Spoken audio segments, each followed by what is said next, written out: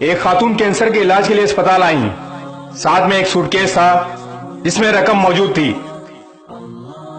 Doctor سے مشاورت کے لیے روم میں داخل ہوئیں اور ڈاکٹر کے پاس پہنچتے ہی التجا کرنے لگیں، مجھے کسی طرح اس موت کے منہ سے بچا لو، بس یہ بیماری کسی طرح ختم ہو جائے۔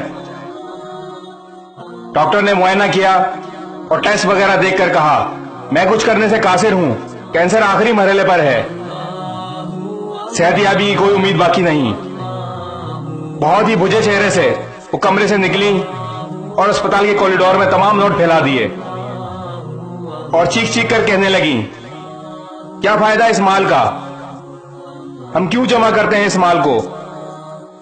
وہ مال جس سے ہم صحت نہیں خرید سکتے، جس سے ہم زندگی کا ایک پل نہیں خرید سکتے، یہ مال کسی کام نہیں آئے گا۔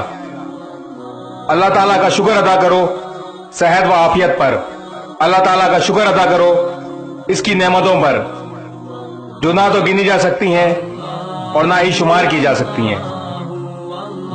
اس ویڈیو کو شیئر ضرور کریں، ہو سکتا ہے آپ کے ایک شیئر سے یہ بات کسی کے دل میں اتر جائے۔